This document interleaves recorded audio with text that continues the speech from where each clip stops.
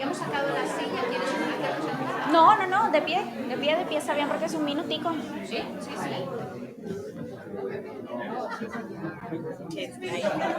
¿Dónde quieres sentarte?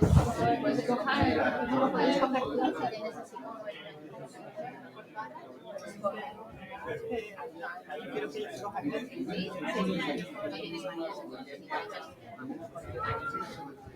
os sentáis donde queráis. Hola, bona nit a tothom. Amb una mica de retard comencem. Moltes gràcies per ser aquí, per acompañarnos. Estamos muy contentas con la sesión de hoy. Con Víctor hace 6 años, ¿no? Fue la última vez que nos vimos aquí en la casa, así que volverlo a tener para nosotros es un enorme placer. Estamos muy contentos también por la colaboración con la Mostra de Cinema Colombià y con la colaboración de Action for Peace, que es gracias a esta ONG que nosotros podemos contar también con la presencia de Víctor Gaviria y de Melba Escobar. Hoy estoy segura que tenemos muchos colombianos en la sala. Estoy segura también que tenemos algunos catalanes en la sala, pero tenemos la suerte de contar así como con un mosaico interesante que yo le voy a pasar la palabra a Tatiana en un momento, pero cuando preparábamos la sesión nos hemos dado cuenta que tenemos como 3 generaciones de Colombia hoy, ¿no? Tatiana, Melba y Víctor, sois 3 generaciones de Colombia. Tenemos también 3 situaciones geográficas de Colombia, ¿no? Medellín, Cali, Bogotá y Boyacá. Y tenemos, pues tenemos a 2 periodistas, 2 escritores, un cineasta. Y de repente pienso que bueno, que la invitación que se os ha hecho a dialogar sobre el cine como una herramienta de cambio social, nosotros que trabajamos desde la cultura precisamente con esa intención, puede ser pues una sesión no solo interesante, sino una sesión vital, ¿no? En estos tiempos en los cuales estamos un poco todos parados y antenados sin más remedio, ¿no? Así que muchísimas gracias por estar aquí, muchísimas gracias por haber aceptado la invitación, muchísimas gracias a Action for Peace por haber propiciado esta sesión y yo te paso la palabra para que puedas presentarlos a ellos dos y un poco el trabajo de la ONG. Bueno, buenas noches a todas las personas que nos acompañan. Yo seré un poco breve. Me gustaría dar las gracias a Casa América, por supuesto, a la DOS Corporación Colombia de Documentalistas, a MIPDO, a Julio Lamaña, que hoy nos acompaña, y demás colaboradores que han hecho posible este encuentro, por supuesto a Víctor y a Melba. Yo soy Tatiana Rojas Sánchez, periodista colombiana y actualmente la responsable del área de comunicación de IAP. IAP es una organización que lleva más de 12 años trabajando y apostándole por la construcción de paz en Colombia desde diferentes líneas de trabajo, pero una de ellas es el acompañamiento internacional. Hacemos acompañamiento internacional a liderazgos sociales, personas defensoras de los derechos humanos y firmantes de paz. Entonces se preguntarán, una organización como la nuestra, ¿por qué está en este espacio, ¿no? Creemos que desde diferentes actividades de sensibilización e incidencia, el arte como apuesta transformadora, la literatura, el periodismo, ya son iniciativas que están rompiendo y que están cambiando cosas y desde una apuesta de trabajo colectiva, ¿no? Así que pues para nosotras es un honor hoy estar acompañando este espacio. Presentaré a Víctor y a Melba rápidamente porque ya son 2 personas que conocen. Antes que nada, otra información importante que me gustaría darles hoy. Nosotras abrimos la convocatoria de voluntariado para personas que quieran hacer acompañamiento internacional en Colombia. Está abierta desde el día de ayer, así que pueden encontrarnos en nuestras redes sociales como Action Peace, en la sección de voluntariado y llenar el formulario por si les interesa. Así que nada. Ahora sí, a lo que vinimos, pues Víctor Gaviria es uno de los directores, guionistas, poetas, escritores más destacados de Colombia. Es reconocido por su cine comprometido que emplea actores naturales para abordar las diversas formas de violencia en Medellín, su ciudad natal. Sus películas han ganado premios internacionales y han sido destacados en festivales como Cannes y San Sebastián. Algunas de sus obras, Rodrigo D., No Futuro, una de las más famosas, por supuesto, la que nos tiene hoy aquí, La vendedora de rosas, Sumas y restas, y la última que diría sería La mujer del animal. que aborda la violencia de género, ¿no? Melba Escobar, escritora y periodista colombiana, autora de Duerme Vela. Johnny Del Mar, también seleccionado dentro del catálogo With the Rain en 2015, reconocimiento de la Biblioteca Juvenil Internacional de Múnich, Alemania. Y su novela La Casa de la Belleza, La mujer que habla sola, cuando éramos felices y no lo sabíamos. Así que los dejo y ya lo explicará Melba, pero también habrá un espacio para hacer preguntas al final. Así que un placer y bienvenidas y bienvenidos a todos.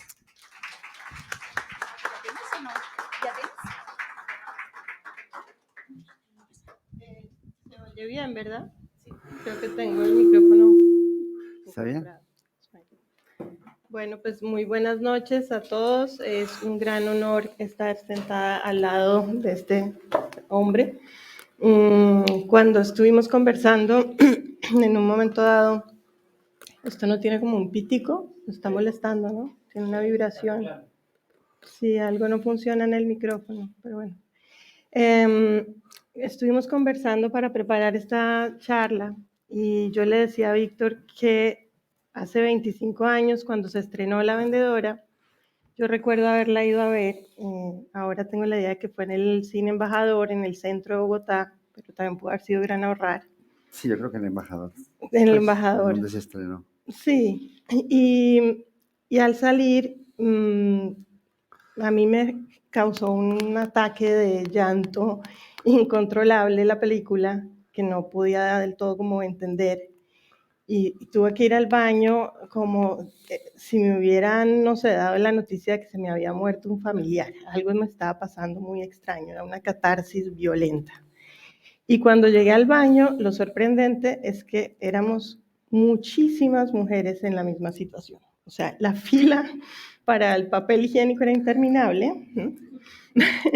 Y todas estábamos como así, mocos, ahogadas, asfixiadas. Y de pronto, solo entre la mirada era como un reconocimiento mutuo de qué fue lo que pasó, ¿no? Yo empiezo agradeciéndole a Víctor por ese momento. Yo creo que realmente La Vendedora nos permitió acercarnos a una Colombia que no podíamos ver, no queríamos ver, muchos de los que sufrimos tanto creciendo en esa ciudad tan violenta de Pablo Escobar.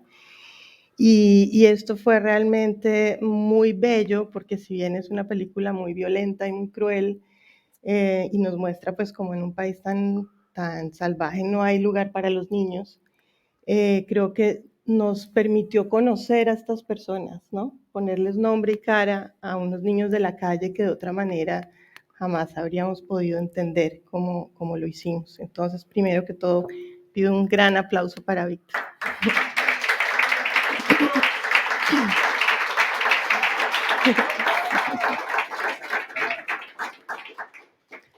Entonces, para empezar, creo que es interesante, yo sé, lo ha dicho Víctor muchas veces, la inspiración en La Vendedora de Cerillas, del cuento de Hans Christian Andersen, que es bastante evidente. Y cómo fue llegar, para empezar, cómo fue llegar a la idea de La Vendedora de Rosas. Melba, ¿cómo estás? Muchas gracias por ese recuerdo tan conmovedor, de verdad. No lo conocía, no sabía porque en ese momento también recibí muchas críticas también por la película, porque les parecía muy exagerada a algunas personas, les parecía, como siempre dicen, que mostrando la parte mala del país y todo eso, pero muy, muy hermoso que hubiera ocurrido todo eso, que ustedes hubieran sentido ese, pues como ese dolor, ¿cierto?, de reconocer a estos niños. La película nace yo lo he contado varias veces, nace de conocer a una niña. Fui a hacer un documental institucional a una institución que se llamaba Mamá Margarita, con unas hermanas, unas monjitas, y ellas querían pues que yo hiciera un documental sobre la institución para ellos pedir unos recursos aquí a su comunidad, digámoslo, en Europa. Pero entonces ellas, lo primero que me dijeron antes que todo era que querían presentarme a una niña porque yo tenía que entrevistarla. Uh-huh. Y era una niña que se llamaba Mónica Rodríguez. De ahí toma el nombre de la protagonista, Lady. Y Mónica Es una niña de 8 años que empieza a contarnos, digámoslo, la historia de su mamá en Niquitao, de sus hermanitos, de su, digámoslo, peripecia siempre de buscando plata, vendiendo rosas. Ahí aparece, digámoslo, la vendedora de rosas. Y cuenta tantas cosas. Es una niña que de pronto sintetiza la calle rápidamente. Yo ya había hecho Rodrigo de No Futuro y por lo tanto a mí me parecía que pues yo de alguna manera conocía también a esos niños, pues, pero esta me cuenta rápidamente como algunas aventuras de Navidad, sobre todo la lucha de ella con la droga. Es una niña que de todas maneras, a pesar de tener 8 años, pues lucha también con el sacol, ¿cierto? Y no sé, rápidamente yo me fui para la casa e hice una sinopsis que incluso está en ese libro que ahora me mostraron, que es el libro del guión. Cuando publicamos el guión en EAFIT, ahí está esa primera sinopsis que es larga, que es es una especie de guión literario como de 7, 8 páginas. Sí, imagínate, yo no sé por qué. Y yo de entrada lo asocié con la vendedora de cerillas porque quería hacer un cuento de Navidad para Teleantioquia y me parecía que uno de los argumentos para convencerlos era que fuera un cuento universal y famoso de Navidad. Entonces me acordé de la vendedora de cerillas y como que eso le dio como un cierre y un fin a las historias que me había contado Mónica Rodríguez. Pero esta niña Mónica después vuelve y aparece, pero te digo que es una actriz extraordinaria. Yo también me voy para la casa, pues digámoslo como el director de actores naturales que cuando se encuentra con un actor, pues no lo puede desaprovechar. Entonces yo dije, esta niña es extraordinaria, como habla, como cuenta, como me sintetizó. Hay una cosa de ella también que me impresionó mucho, era la manera como ella también, a pesar de ser tan niña, se quejaba, digámoslo, de que el Dios le hubiera dado una familia tan pobre, no por la familia, sino que su familia y ella tuvieran una experiencia de tanta pobreza. Pues, ¿por qué? O sea, era una niña que tenía como una capacidad para el reclamo también. Entonces, imagínate que después esa niña va a la oficina, nos hacemos amigos, va a la oficina varias veces, hacemos el plan de hacer la película, pero bueno, como que no era el momento. Eso es como el año, ponle tú, 88. Incluso, no, sí, eso, no sé, habíamos hecho Rodrigo B, pero no lo habíamos estrenado. En todo caso, yo después, años después, imagínate, ella ya tiene 16 años, han pasado 8 años, vuelvo y me la encuentro en la calle, porque ella desapareció de la institución, y en la calle la veo pasar rodeada de unos niños, y yo la llamo. O sea, tenido una amistad como de 2 años, a pesar de ella tener 8 añitos, éramos muy buenos amigos por la inteligencia tan tremenda de ella y amiga de todos mis compañeros de trabajo. Y entonces yo la llamé, le dije, ¿te acuerdas de la vendedora de rosas? Vamos a hacer la película. Llámame a este teléfono. Le pasé el teléfono en un papelito y entonces ella me llamó y yo le pedí a ella que me ayudara a hacer la película, que me ayudara a buscar los actores y que fuera mi asistente de dirección. Y lo fue realmente. Le pregunté cuánto ganaba, digamos, robando cada semana, porque ella rápidamente me cuenta que ella se ha vuelto de esa niña que está estudiando con las monjitas, rompe pues todo ese proceso de estudio en varias etapas y se vuelve una ladrona del centro y le dicen la ratona y es una líder de unos ladrones, de unos pelados que le hacen como su redondel. Y entonces ella me dice que ella quiere dejar de robar, que tiene ya 2 hijos, que tiene mucho miedo de que caer a la cárcel o que la maten y todo eso. Como dicen en la calle, pues ir al cementerio, a la cárcel o al hospital, que tenía mucho miedo de eso. Y entonces empieza a trabajar, 70,000 pesos se ganaba robando y tal cosa. Había que igualar la cifra como asistente de dirección, por lo menos. Pero qué asistente de dirección tan tremenda, y ella me dio muchas claves de la película. Ya. Me dio muchas claves de la película. Pues yo confieso que a Mónica Rodríguez la vi en el documental Poner ahí a está en actuar el los documental, pájaros. sí. Hay un documental que quienes quieran verlo está en YouTube. Se llama Poner a actuar los pájaros y es de alguna manera el detrás de cámaras Sí. de la vendedora de rosas. Es muy impresionante. porque si uno ya lo sacude mucho en la vendedora, esto es otro nivel. O sea, uno piensa la vendedora es la versión soft, al lado de lo que ve uno en poner a actuar los pájaros. Y ahí aparece en efecto Mónica, Mónica, sí. que cuéntanos qué pasa después con ella. Mira que ella aparece, yo le digo, en general, digámoslo, las películas que yo hago son fruto de conversaciones, digámoslo, con las personas que después pueden ser los actores de la película, muchos de ellos lo son, y obviamente, y claro, yo empiezo, o sea, yo tenía, digámoslo, como el rudimento, yo en general siempre trabajo las películas, tengo como un guión rudimentario, provisional, en donde hay algunas cosas que se establecen que van a ocurrir y todo, por ejemplo, en este guión, pues obviamente el final, que era cuando ella empieza a alucinar con las chispitas y como el cuento de Andersen con los fósforos, alucinar y ve la abuelita y entonces ella al otro día los niños, algún niño o algún adulto que la descubre como dormida junto a la acera de la casa donde ella pasó la noche de Navidad, en esa helada tan tremenda, la ven como sonriendo y no saben, dice Andersen, no saben que ella en la noche ascendió al reino de los cielos con su abuelita. ¿Cierto? Entonces ese final quedó en la película, obviamente está en la película, pero todo lo demás era pues como quien dice una investigación de campo, pues de quiénes eran los niños de la calle, las niñas de la calle, cómo era su vida y demás.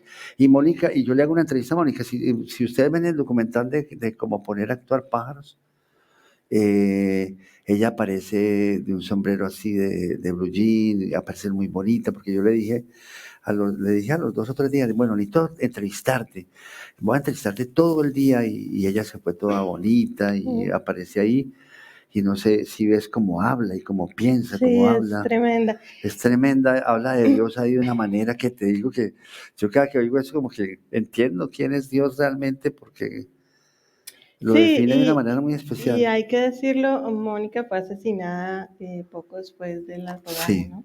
Sí. Eso cómo fue y bueno.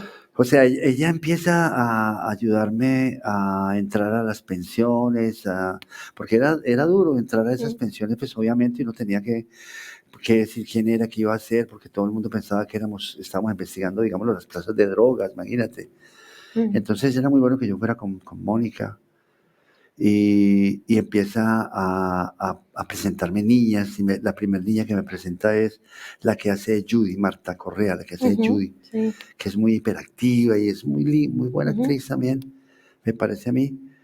Y entonces, bueno, empezamos a hacer los ensayos y todo eso, y ella siempre se quejaba de tener una cicatriz en cada que se mirara en el espejo se quejaba de la cicatriz que le había producido una amiga en el barrio, una amiguita enemiga que la hirió con un cuchillo, y ella había prometido siempre que nos decía eso y que se miraba la cara, ella siempre sentenciaba a esa niña que la iba a matar apenas la viera.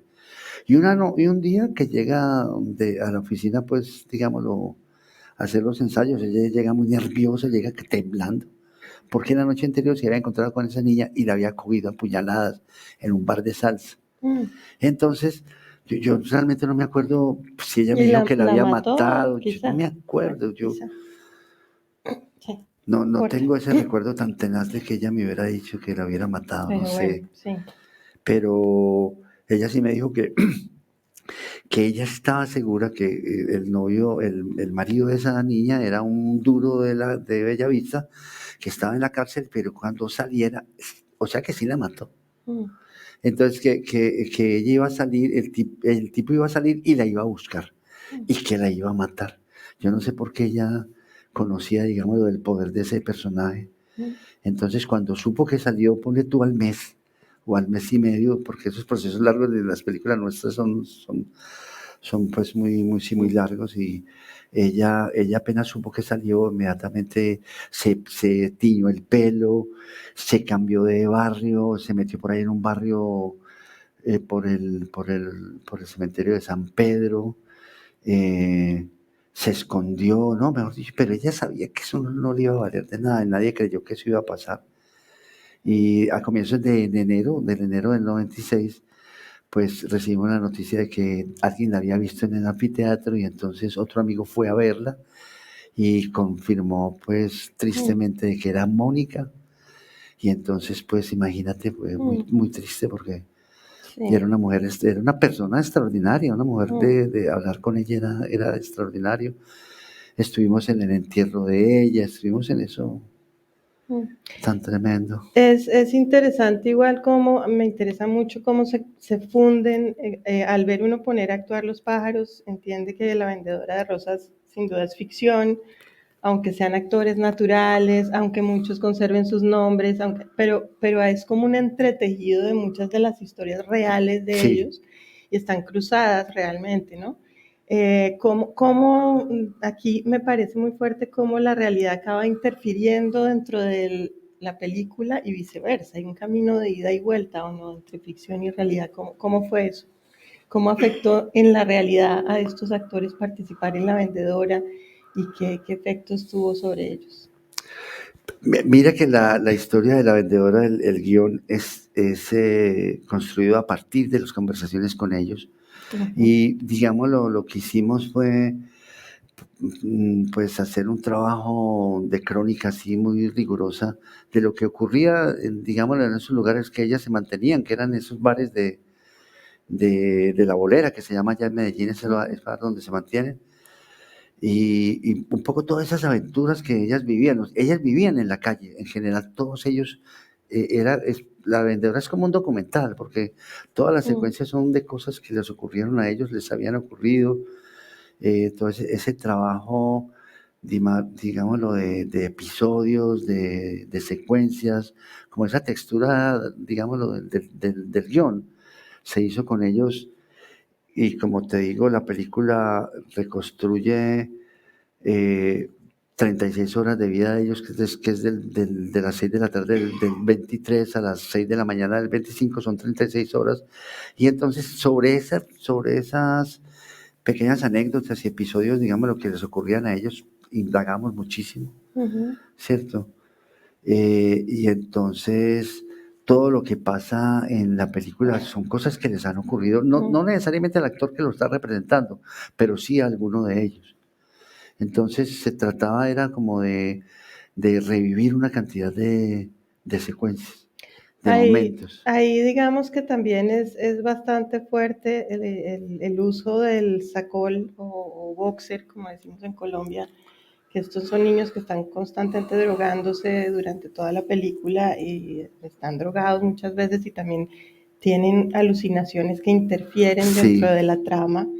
Y me parece muy logrado cómo se mezcla ahí, digamos, la fantasía infantil o la fantasía como de el niño que todavía cree en la magia con la fantasía del niño que está drogado, ¿no? Que es muy fuerte. Es como una irrupción, uno siente muy violenta de la adultez en la infancia de estos niños, que es casi como entra a violarles su infancia metiéndose con la droga, con el sexo, ¿no?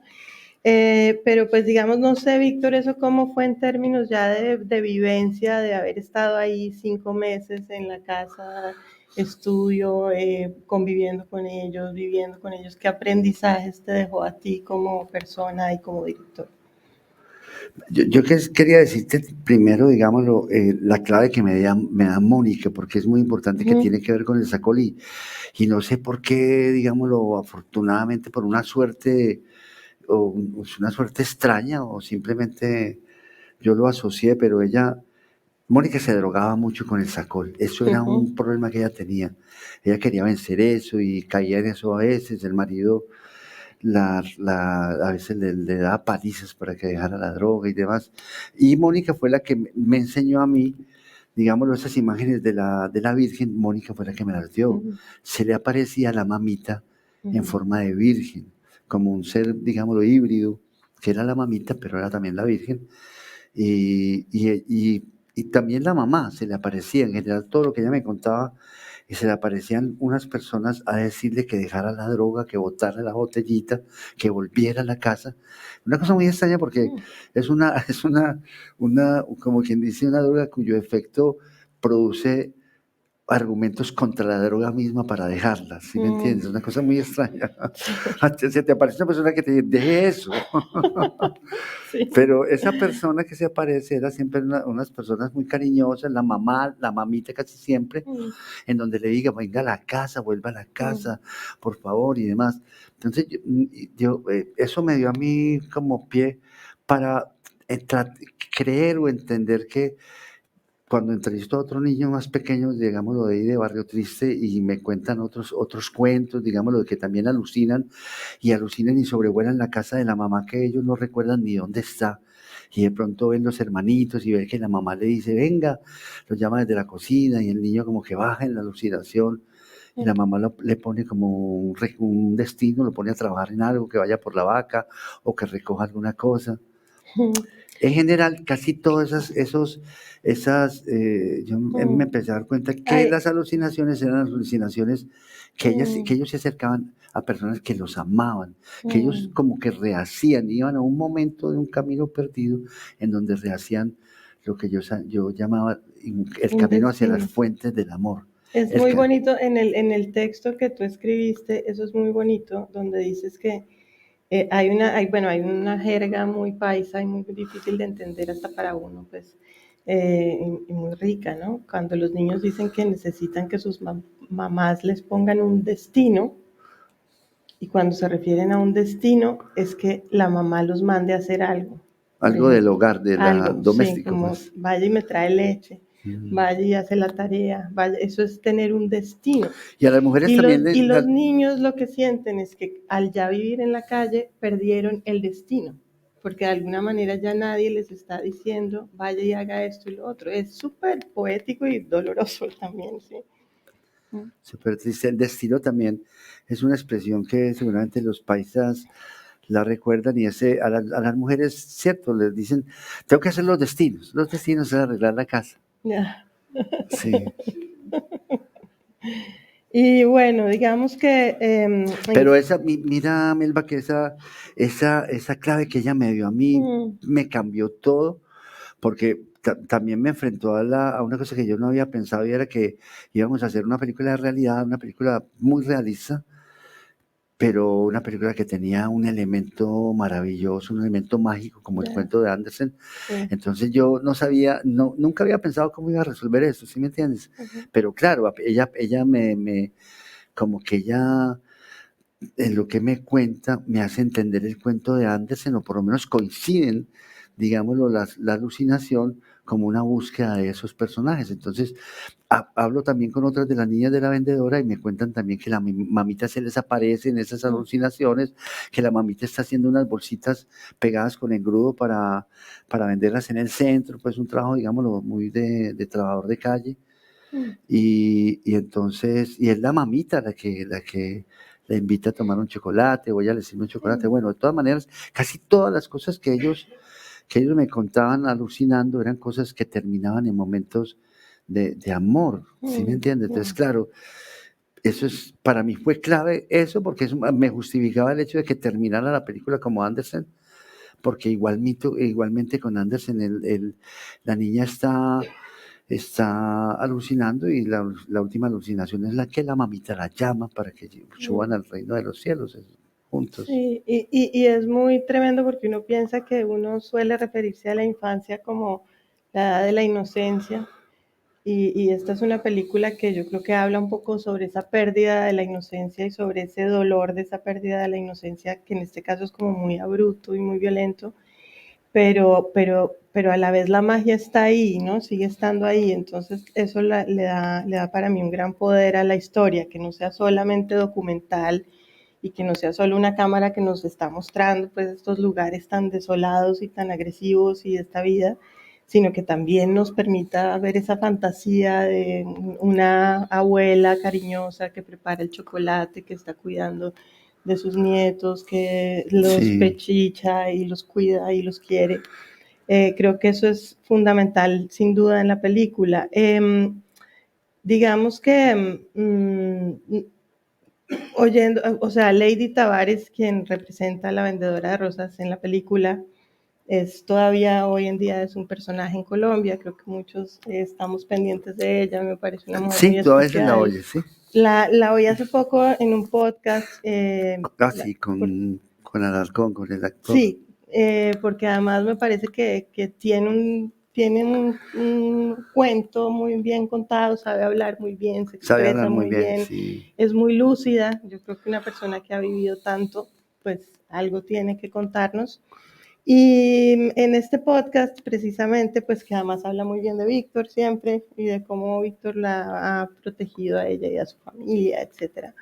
Ella cuenta un poco, que me parece que es sin duda un tema difícil no tocar, cómo de cierta forma la participación en la película generó, obviamente eso iba a pasar, una serie de expectativas quizás desproporcionadas de unos niños que estaban viviendo en la calle y que meses o años más tarde, o no sé cuánto más tarde, estaban en Cannes, ¿sí? En la alfombra roja.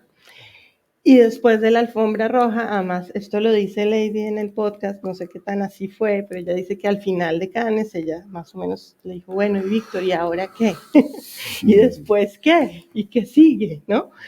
Y claro, ¿qué sigue miércoles? Porque para muchos, pues, yo volver al origen, digamos, por más que sin duda hubo pues una cuidado y ha habido una cercanía y una protección, ¿no? Pero pues de alguna manera tampoco se les puede cambiar la vida. ¿Cómo lees tú eso hoy en perspectiva y harías algo distinto si volvieras a hacer la película, o crees que era inevitable que esto pasara, este choque de realidad?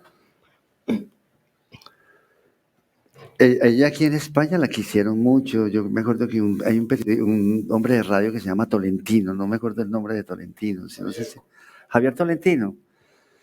Ese man le hacía un programa cada 2 meses. Es increíble, la llamaba a Colombia. Cuando cayó a la cárcel, igualmente antes de que ella entrara, el día que ella iba a entrar, la llamó también. Ya adentro la llamó. Era increíble cómo hubo un diálogo entre ellos dos todo el tiempo. Hermosísimo. Y ella se fue para Colombia, pero con la invitación acá de entrar a un grupo de teatro. Le ofrecieron una cantidad de cosas acá, pero ella no se veía bien viviendo en España sola. Ella quería volver donde su mamá, donde sus amigos. Era, no sé, eso ocurre, digámoslo, con ese provincialismo en donde uno quiere volver a las cosas que tiene y a su esquina y todo eso. Y ocurren una cantidad de cosas, ocurren muchas cosas que son, por ejemplo, que ella, Yamida Mal le regaló una casa. Le regaló una casa. O sea, es el culpable de todo. ¿Sí me entiendes? Tú me miras a mí como si fuera el culpable. No, No, yo culpable de no, todo es no Yamida para Mal. nada, en absoluto. Ni lo Yamida más Mal le mínimo. regaló Yo una soy casa. solo una admiradora. No, mentira, no. Y entonces resulta que esa casa, que era un segundo piso muy chévere, y que fuimos todos allá a celebrar la bomba con Yamida Mal y todo eso, y que le hizo una entrevista tremenda, pero resulta que la casa está en Bello. No. Es donde realmente en ese momento era el lugar del planeta donde más bandas delincuenciales había por metro cuadrado. Te lo digo que pero era impresionante la cantidad de bandas y de bandidos, que los monjes, que la ramada, sobre todo esos dos grupos pues muy famosos. Y resulta que ella sale y hay un man que tiene una plaza de droga ahí a la vuelta de la casa de ella, que la enamora. La enamora y la embaraza, y entonces tienen un niño. Y resulta que en ese momento los paracos llegan a Bello y entonces piden todas esas plazas, como siempre hacen cuando llegan los paracos, que se toman todas las plazas. Quien no le entrega lo matan. Entonces él no la quiso entregar, el marido de Mónica. Entonces a ella, de Lady, pues sí, pero a ella le pasa una cosa impresionante que yo no sé si la contó ella, tal vez eso no lo cuenta ella, pero alguien deja la puerta abierta. Ella tiene en la casa que Conavi le regalan a ella, vive en una terraza y ella duerme allá con su novio, con su amor, y suben a matarlo y lo matan delante de ella. Alguien deja la puerta abierta en el primer piso, suben hasta la terraza y es increíble, y lo matan delante de ella. Y ella cuenta que fue una muerte, pues tanto que yo digo eso ahora, yo no recuerdo si es verdad o no, pero que fue, no sé, les pegaron 40 tiros, dice ella, y que todo quedó lleno de sangre y demás. Eso a ella la tumbó, eso a ella la decepcionó, eso mejor dicho, eso la venció por completo ese asunto. A partir de ahí ella no volvió a verse con el grupo, nosotros todos nos veíamos en un bar que se llamaba La Rosa, y entonces allá hacíamos nuestras reuniones, nuestros encuentros, ella no volvió a aparecer por eso, y ella cayó en un ensimismamiento y en un deseo de nada, y entonces se empezó a parchar con todos los amigos de su exmarido. Uno de ellos era un man que venía de Urabá y era un paraco, que la enamoró también. Y yo no sé el señor que estaba tan enamorada en esa época, pero... Muy enamoradiza. Dios mío, bueno. Y entonces resulta que todo, rápidamente te cuento que ella se empieza a hacer con esa gente, y esa gente son ladrones y tal cosa, y ella como que no tiene como forma de reaccionar, se mantiene con ellos por ahí en una finca que tiene unas piezas, una casa abandonada, que ellos miran la casa y como todas personas, digamos, lo que están en la exclusión, miran la casa y dicen, ¿esta casa para qué servirá, hermano? Una casa abandonada, una finca abandonada. Sí. Entonces había unos árboles de mango, se mantenían comiendo mango, fumando marihuana ahí en los mangos, y miraban la casa y decían, ¿esta casa para qué servirá? Entonces a uno de ellos se le ocurrió para qué servía. Esta casa es para guardar un secuestrado. Entonces secuestran a alguien y ahí empieza todo ese asunto. Ya. Ese secuestrado, resulta que cuando está allí, la ve a ella llegar y dice, esa no es la vendedora de rosas. Entonces, por eso es que ella dice que a ella la condenó realmente ser de la vendedora de rosas, porque la reconocieron. Sí. Entonces, todo eso termina en la cárcel, de manera tan tremenda. Tremendo. Entonces, Víctor, ¿que no hay redención? ¿O cómo es esto? Porque uno ve el documental de poner a actuar los pájaros y siente que tristemente muchos de los actores de la película fueron asesinados. La mayoría de los hombres murieron. Las mujeres, pues la mayoría se dedicó a tener hijos desde los 15 años o antes, y ha sido como la reproducción de la misma pobreza y de la misma precariedad, hermano, y de la misma situación. Horrible. Lo que han padecido esas niñas, cosa tan impresionante. Primero ese desorden de vida, primero, pues obviamente esa ignorancia sexual también que quedan embarazadas, y tanta pobreza que han arrastrado cada una de ellas. Ha sido duro. ¿En qué aspectos ha cambiado Colombia en estos 25 años? Digamos, ¿qué cosas, dice uno, no podrían pasar ahora y pasaron durante ese periodo de grabar La Vendedora? Pues yo creo que ha habido también mucho cambio, sí, institucionalmente, digámoslo, hay mucho más cuidado en las instituciones. Pues claro que yo no sabría decírtelo bien, pero alguien me decía en estos días que ya no se ven los niños de la calle, digámoslo, allá en esa calle 70, ya no se ven los niños, ya no están por allí, ya no son esos grupitos que están por ahí. Y cuando uno va a las instituciones, digámoslo, de responsabilidad penal de adolescentes y todo eso, encuentra uno unos funcionarios súper respetuosos de los muchachos, de estos muchachos que están a punto, digamos, lo que son menores de edad, que algunos están sancionados, pero no han cometido un delito todavía, ¿cierto? Y están ahí en ese equilibrio, y he encontrado gente muy, muy distinta. O sea, yo creo que por decir algo, el arte que hemos hecho también ha servido. Hay muchas personas que me dicen, ¿vos crees que el cine sirve para algo? Claro que el cine sirve. Si uno tuviera más la oportunidad de hacer unas películas sobre algunos temas, y digámoslo, el cine cambia la percepción del espectador, le hace leer muchas cosas, le hace ver muchas cosas. Este cine de actores naturales tiene también esa ventaja tremenda de que el actor natural no es una persona que está siendo utilizada para ser actor, sino que él está diciéndose a sí mismo. Es un testimonio todo el tiempo, porque yo en verdad intento no que ellos agencien cosas que no son las de ellos mismos. Entonces, trato de hacer un trabajo que yo siempre llamo de universo. Entonces voy reconstruyendo con todos los personajes, porque fíjate que son películas corales. Son corales porque digámoslo, cada personaje arroja parte de ese mundo, la sombra de ese mundo, y esa presencia de cada personaje pues conforman un tapiz profundo, tejido, que creo yo, que intento yo que sea ese mundo, ese universo. O sea, para que lo que les ocurre a ellos no sea solamente una parte de un argumento, una acción, sino que uno sepa realmente qué están pensando, qué están sintiendo, de dónde vienen, cuáles son los conceptos de alguna manera que organizan ese mundo, como un poco como ese concepto de mentalidad. ¿Cuál es la mentalidad profunda, la cultura profunda que le da sentido a ese mundo? ¿Cierto? Y eso, quizá cuando yo pregunto qué ha cambiado en 25 años, me refiero un poco más a eso, como a la mentalidad profunda, digamos. Yo creo que, pero al mismo tiempo, yo no quiero sí ha habido un cambio para yo no bien, quiero ser ¿no? negativo, No, sí, no. no, de todas maneras, uno cuando sube a los barrios, uno de todas maneras, pues sí, hay instituciones y pero hay mucha gente que de todas maneras no logra, digámoslo, aprender algo para defenderse en la vida,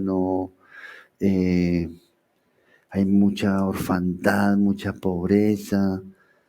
Lo digo porque yo sigo subiendo, digámoslo, hablando con algunas de las vendedoras de rosa, con sus hermanas y todo eso. Y también yo creo que uno no puede en Medellín, yo no sé si alguien ha ido a Medellín últimamente, y no pueden, y ya lo han recorrido el centro, estoy seguro que no pueden negar que lo que ven en el centro es algo, digámoslo, muy inquietante. Debajo del viaducto del metro, digámoslo, desde la plazuela Nutivar hacia allá, hacia Prado, ustedes ven un mercado muy miserable, muy, muy bonito también en muchos sentidos, porque es como la reivindicación de todos los objetos que no sirven de nada y que son organizados para ser vendidos y todo eso. Pero al mismo tiempo, unas calles más abajo, nadie puede negar lo que hay. Hay una cantidad, hay 5 o 6 cuadras que uno no puede pasar por allí, que uno no se atreve a pasar por allí. Hay una cantidad de habitantes de calle, pero cientos de habitantes de calle fumando bazuco a todas horas del día. Y eso es una cosa, es una imagen aterradora, te lo digo. Y junto a esos habitantes de calle hay muchos niños, hay mucho adolescente, hay mucho joven, hay de todo. O sea, y si tú vas al Parque Bolívar también te encuentras, también no puedes negarle una cantidad de gente consumiendo en el Parque Bolívar, paseándose, fumando un bareto. Todo el mundo, es increíble como una cantidad, pues todos estos habitantes de calle se tomaron un parque tan importante como, y nadie los molesta. Es muy bonito también. ¿Por qué no? Los respetan. No, sí, es un momento, porque es como quien dice, hay unos lugares en donde a todas esas personas que han perdido el rumbo, porque hay algo muy, muy profundamente perturbado que hace perder el rumbo a tanta gente, están allí por lo menos disfrutando de la mañana, disfrutando del aire, disfrutando de una palabra, disfrutando. Es una cosa extraña. Si alguno de ustedes tiene la oportunidad de ir por allá para que vean eso, a ver qué. Tú deberías ir a mirar eso. Sí, no, yo he ido, sí. Al Parque Bolívar ahora. Bueno, pero no hace mucho, hace 4 o 5 años. O sea que si hay una perturbación profunda en la ciudad de Medellín, hay una cosa que denota y delata algo que no está bien.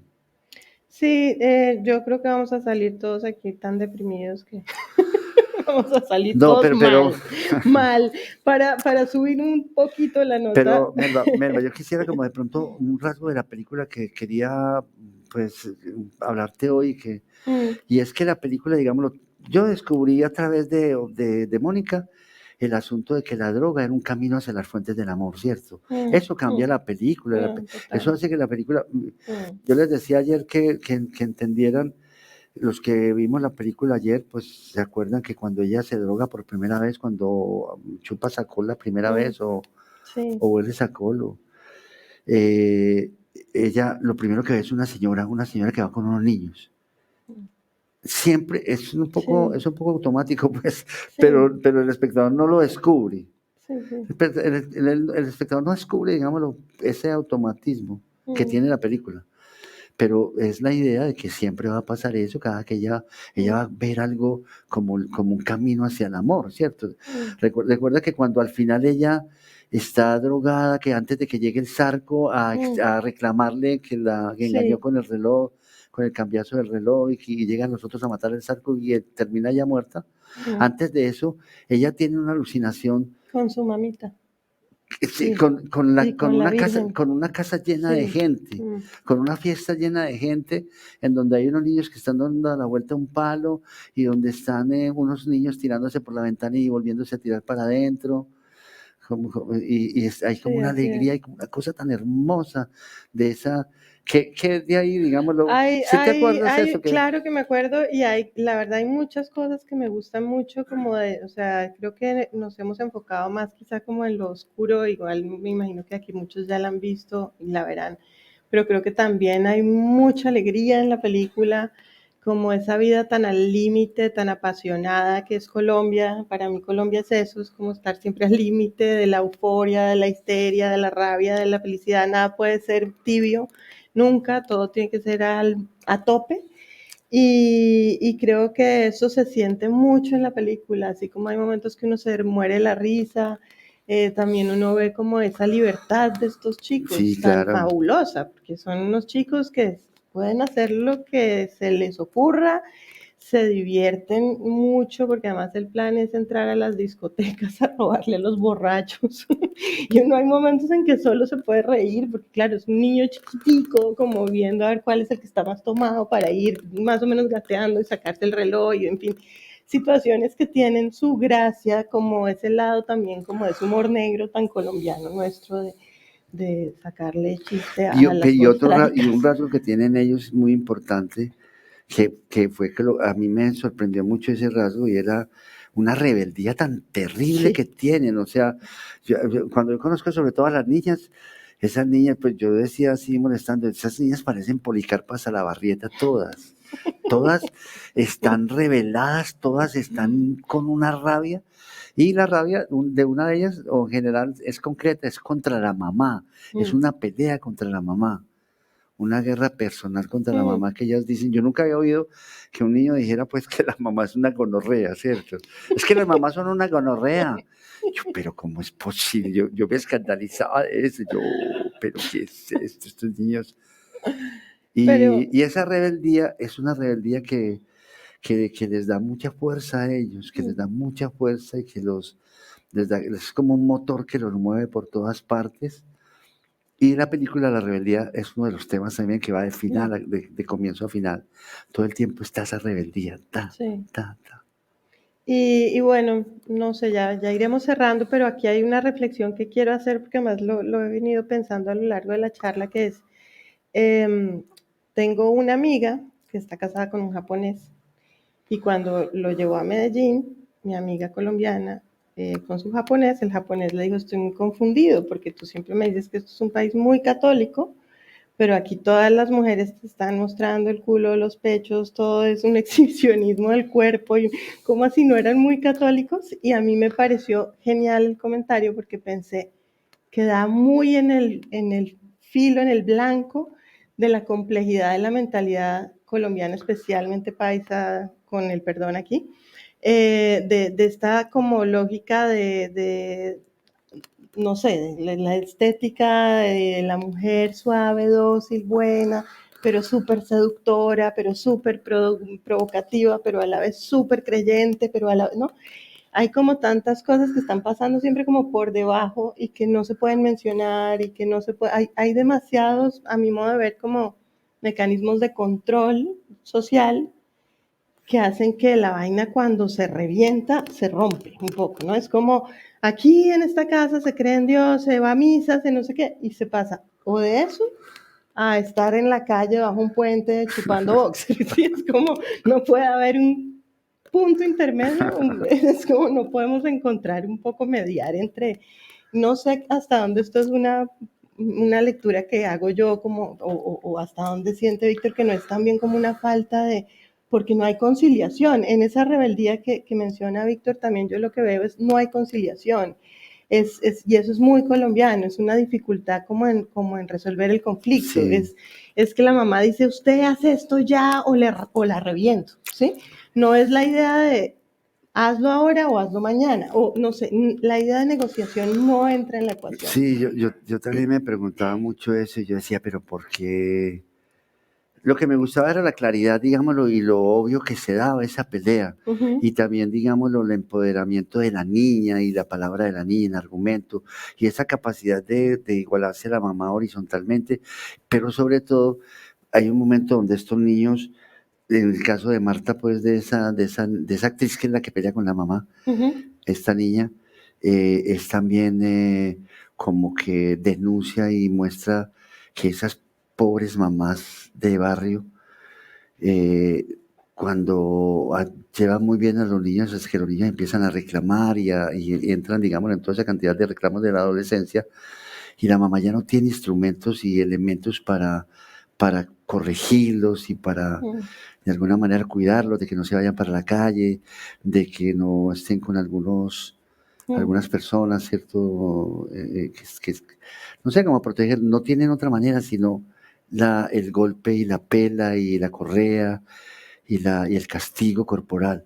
Pero yo creo, Entonces sí. ese castigo corporal y todo eso, que es la manera en que ellos tratan de meter en cintura a sus hijos, como se dice, fracasa y tiene un efecto totalmente contrario. O sea, los niños más odian a la mamá y más se van para la calle, y la mamá, y sobre todo son niños que ya no respetan esa verticalidad de las mamás, porque las mamás tienen la idea, pues en Antioquia en general, de que ellas son la última palabra, que lo que ellas dicen tiene que hacerse. Y hay un momento donde ya no dialogan ni nada, y es el momento en donde estos niños se rebelan del todo y dicen, es que usted es una gonorrea, y pelean directamente con la mamá y se van de la casa. Yo creo que eso está muy realmente en el centro de la sociedad tan violenta que somos, la verdad. Esa dificultad para negociar, para concertar, para discutir. Sí. O estás de acuerdo conmigo o te mato y ya. Sí. Y creo que se ve mucho en la película a un nivel doméstico, digamos, y familiar, y de cómo es esa verticalidad donde o se obedece o... Viste que, digámoslo eso, está con la otra niña, la más chiquita, la que hace de Andrea, sí, Andrea, que es la niña que también se le enfrenta a la mamá directamente y la insulta. Sí. Y la mamá la trata súper mal, la mamá la trata, Sí. la insulta igualmente, le dice fue tantas y le pega y todo eso. Sí, es tremendo. Bueno, pues yo creo que se nos empieza a acabar el tiempo, pero estaría muy bien si podemos dejarle un par de preguntas al público.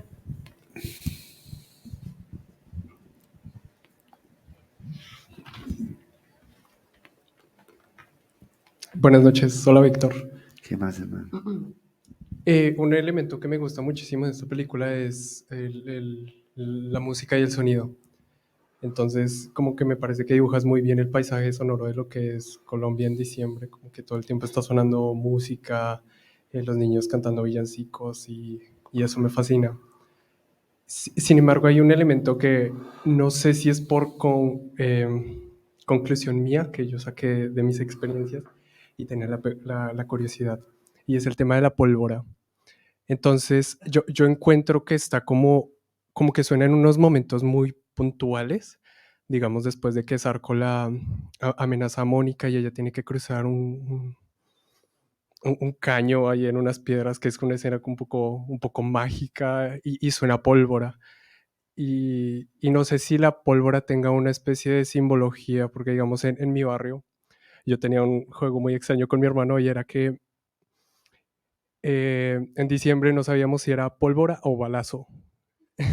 Entonces como que esta dicotomía quisiera saber si tiene alguna simbología y si estructuralmente está puesta por alguna razón. ¿Dónde suena la pólvora? Digámoslo, la idea de la pólvora ya no se da, digámoslo, en Medellín, pero en esa época, que este es el año 98, donde todavía la pólvora se permitía, ¿cierto? Y se acostumbraba. La sensación que uno tenía, digamos, en los pueblos y en los barrios era que estaba en mitad de una batalla. ¿Sí me entiendes? O sea, como un bombardeo, tan suena todo el día. Entonces está uno como en una noche que hay una batalla que no tiene consecuencias, pero de todas maneras está trepidando y algo se está moviendo y algo está, como dice la pólvora, es una invitación también a despertar, ¿cierto? Dicen los místicos. La pólvora es de alguna manera una forma en donde te anuncian de que debes despertar.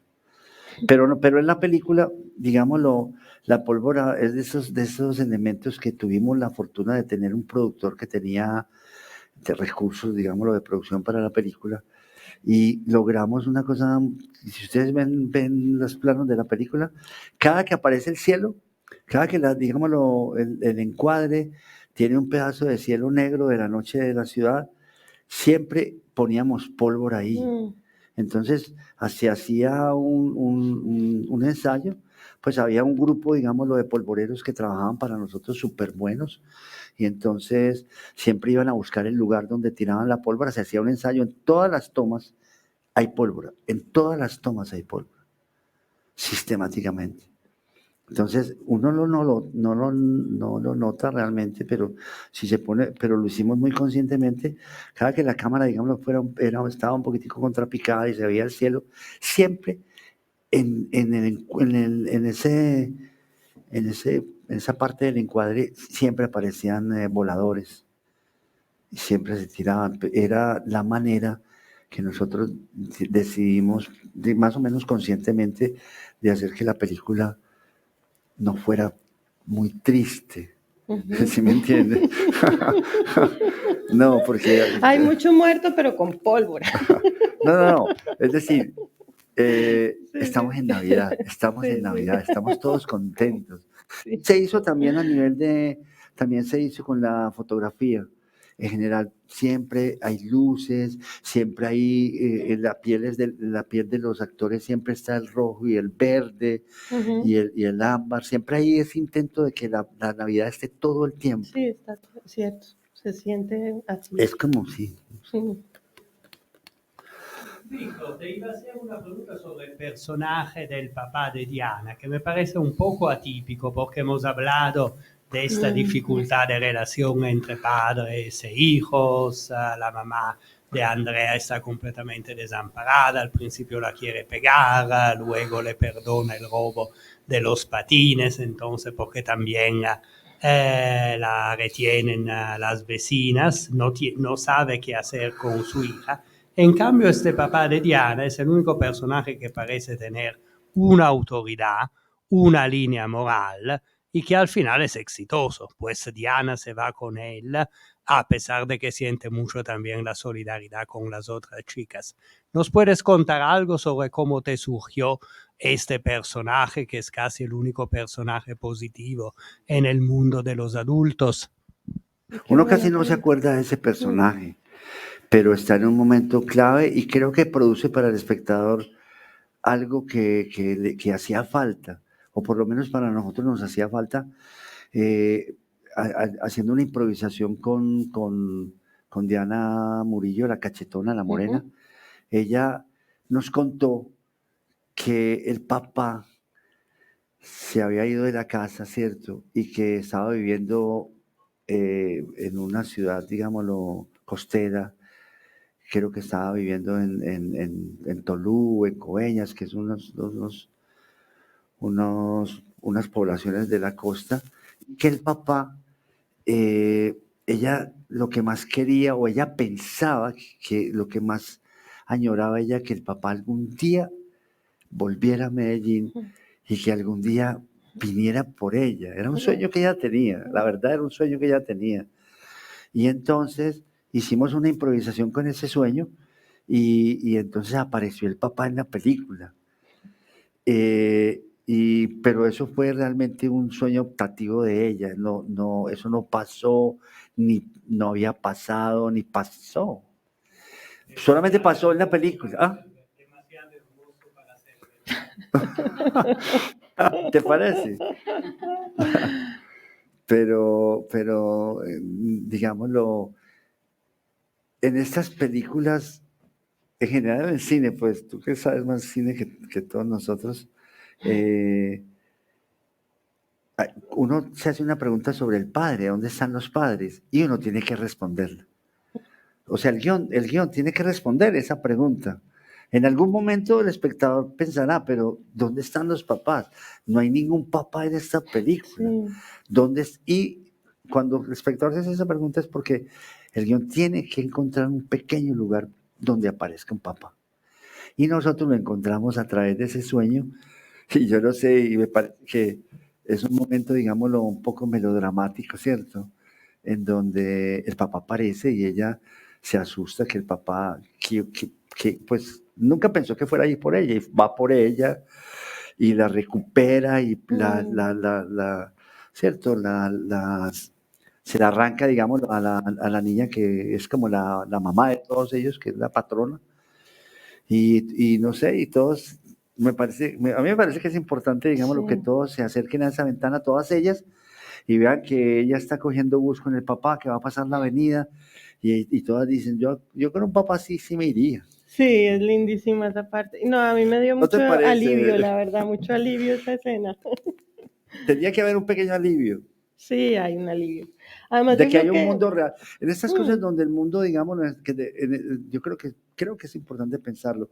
En estas películas donde todo es hay tanta alteridad. No solo pobreza, sino alteridad, situaciones, digámoslo, anómalas de vida, personas que se han acomodado a ser anómalas, a ser como, son como que logran unos acuerdos y unas identidades muy insólitas. sí. Por ejemplo, pues, ser ladrón es una identidad muy insólita, o sea, tú eres una persona normal, pero resulta que en algún momento eres ladrón. Sí. Es muy raro. O la misma prostitución, ¿cierto? También, o sea, todas esas transacciones, digámoslo, para estar en el mundo de la exclusión, son lo que todo el mundo logra, y esos logros son unos logros que tú tienes que respetar y tienes que entender, porque no pueden ser de una manera, sino que pueden ser solamente de esa manera, porque están viviendo en un mundo en donde hay muchos problemas y tú tienes que vivir con esos problemas y sin solución para esos problemas. Entonces tienes que encontrar unas soluciones que son anómalas, son unas, ¿sí me entiendes? O sea, un muchacho que trabaja, que es un pelado que juega fútbol, pero también al mismo tiempo es miliciano. Que al mismo tiempo, todas esas cosas que son propios de ese mundo popular y que es realmente el mundo de la vendedora de rosas. Y que, digámoslo, cuando uno en la película, digámoslo, creo yo, que lo que la gente, digámoslo, agradece como espectadores es que nosotros, los que hicimos ese diálogo con ellos, respetemos esas transacciones, no queramos cambiar esas transacciones, las respetamos y las aceptamos porque hay una historia, digámoslo, temporal de unas luchas dramáticas que llegan a ese acomodamiento.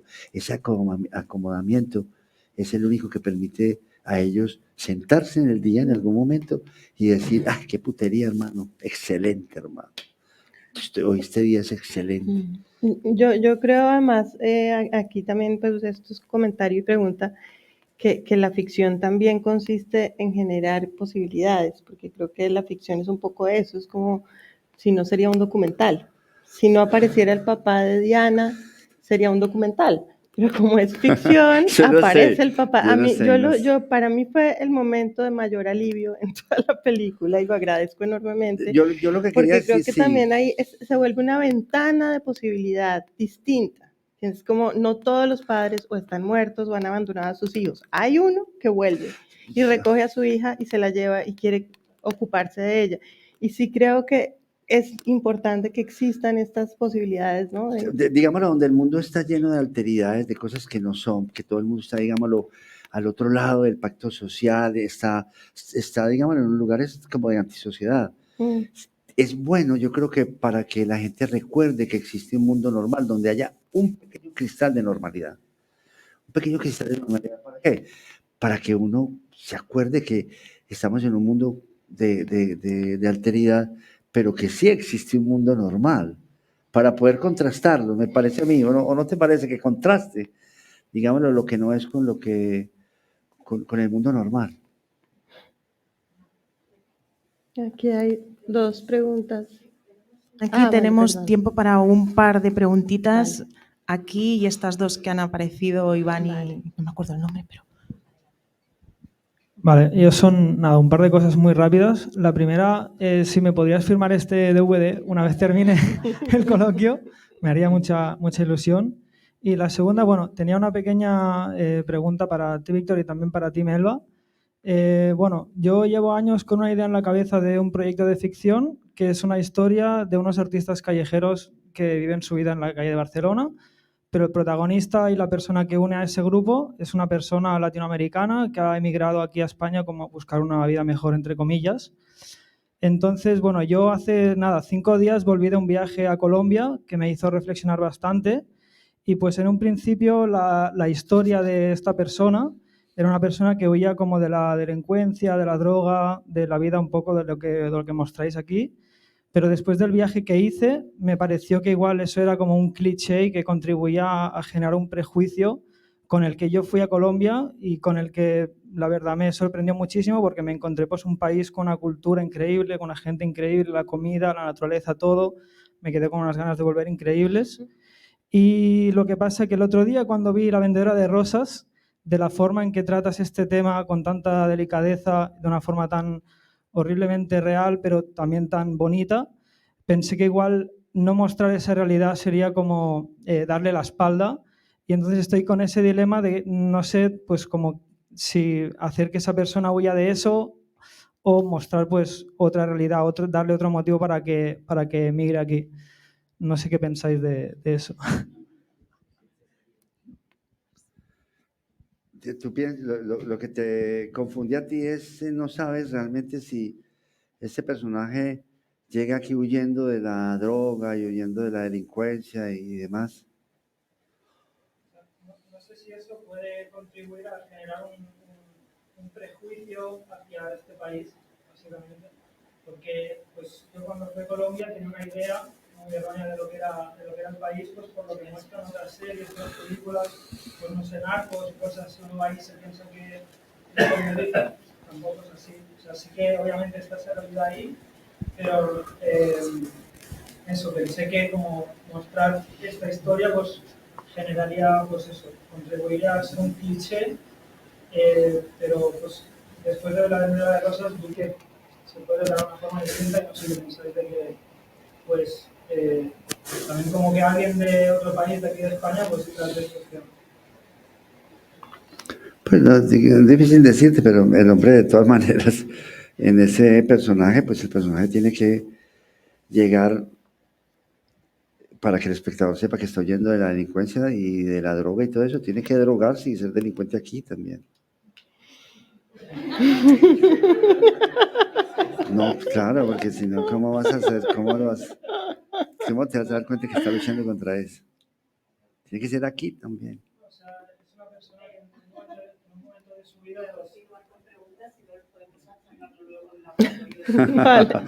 Vale, sí, porque aquí podríamos quedarnos un buen rato. Pero... Hola Víctor, aquí soy Iván. Estaba pensando, bueno, una pregunta que sé que te han hecho muchas veces, pero estaba pensando y una pequeña reflexión muy cortita. ¿Cómo te aproximarías hoy a algo, a una realidad como la que retrataste hace 25 años? Con todas las cosas que han cambiado en la realidad y en las formas de acercarse a la infancia, etcétera. Y estaba pensando, por ejemplo, en una película muy actual colombiana que es Alice, que contradiciéndote un poco, Melba, el documental sí puede mostrar aspiraciones y sueños y cosas muy bonitas como esta película que es Alice, que yo siento que esas niñas de Alice podrían ser Lady o Mónica 5 años antes, pero en Bogotá en vez de Medellín, ¿no? y lo que hace Alice es como mostrar un poco los sueños de las niñas.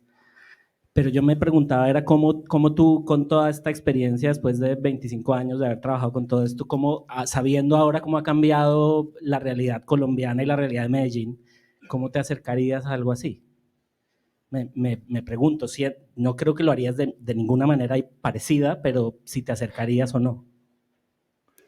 Yo ayer en el teatro decía que yo creo que ahora, digámoslo, no se puede hacer un relato de estos para nada. Habría que buscar la manera, pero, digámoslo, los niños están en su imagen y su nombre y su, digámoslo, su dignidad están protegidas por las instituciones y no te dejarían hacer una película de eso.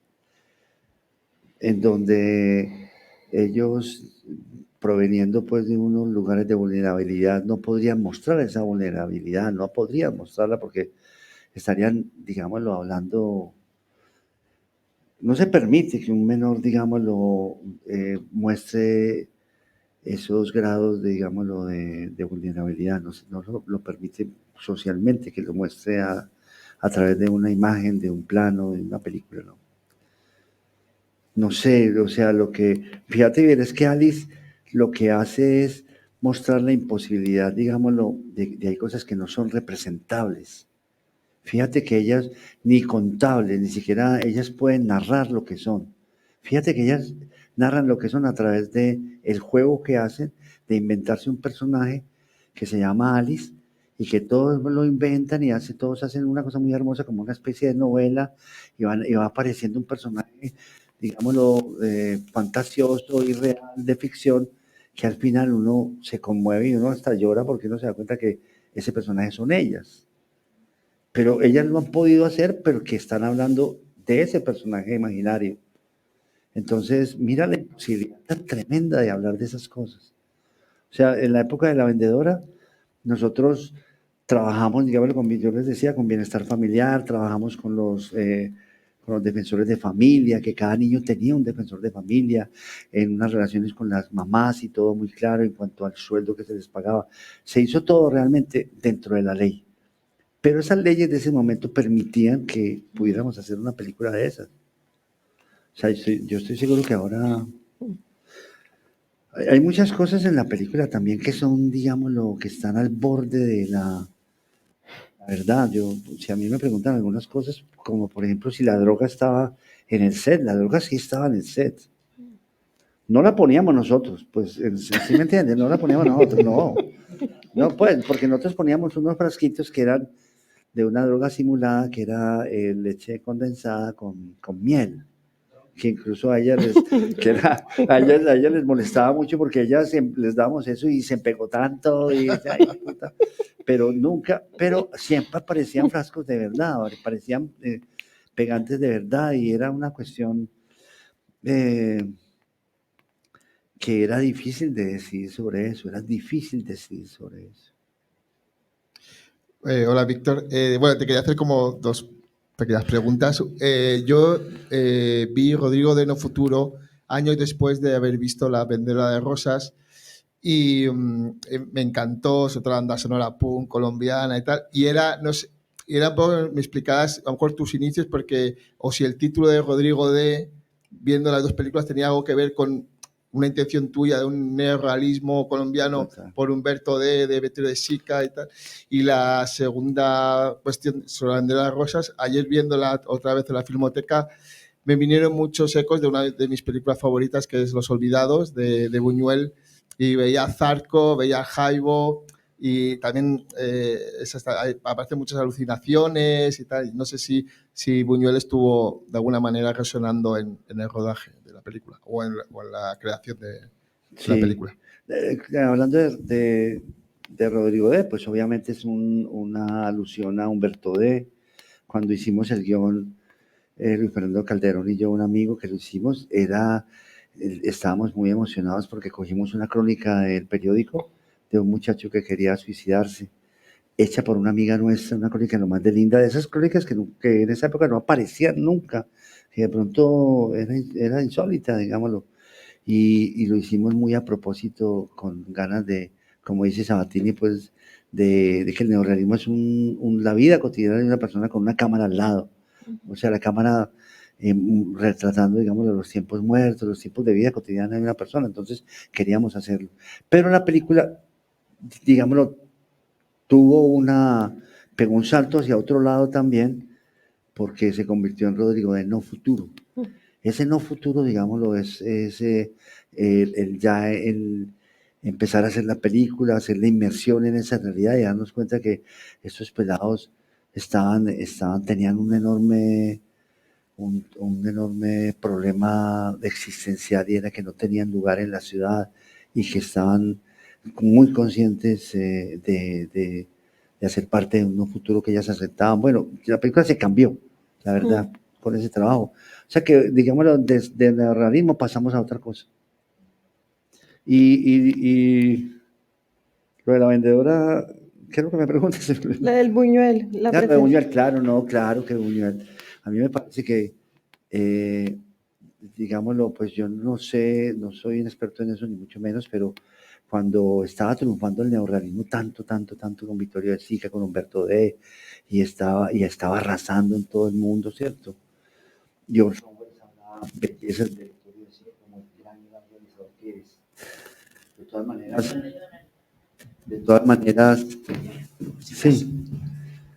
todas maneras, en el año 50 que sale Los Olvidados, Buñuel sabía que estaba haciendo una cosa distinta al neorrealismo. La verdad, él lo sabía, y yo creo que se sentía, digámoslo, por lo menos con ganas de que se supiera que era otra cosa distinta. Y Octavio Paz escribió un artículo mostrando que es algo distinto, y cuando uno ve Los Olvidados de Buñuel, o sea, para un latinoamericano, es como quien dice esa película clave en donde te permite entender qué es Latinoamérica y cuál es la existencia social de Latinoamérica, porque pues todo lo que ocurre allí, ¿cierto? Todo lo que ocurre que es como, es otra, donde está el crimen, está la sangre, está el sueño, están las tradiciones, toda una serie de cosas que no, yo sinceramente les digo que que sé que a todos nos ha pasado lo mismo, pues a muchos, cuando vimos Los Olvidados, yo cuando vi Los Olvidados, yo salí del teatro muy transformado, ¿no? Y me cambió la visión de todo. Y es una película que uno ve constantemente y siempre vuelve y te habla, siempre vuelve y te dice, siempre te dice cosas distintas, porque la película es como discontinua. Entonces, cada pedazo te dice una cosa distinta cada que la ves. Pero claro que sí. Total. Bueno, pues, Víctor, mil gracias, la verdad, por esta noche. No, muchas gracias a ti, a todos ustedes, a Casa de América de Cataluña. Muchas gracias por invitarme nuevamente, que nos hayan acogido aquí otra vez a La Vendedora de Rosas. Muchas gracias. Voy a contarle a las actrices con las que siempre estoy hablando, voy a contarles que ahora le dan un mensajito para llevárselos grabado. Muchas gracias. De hecho, recordaros que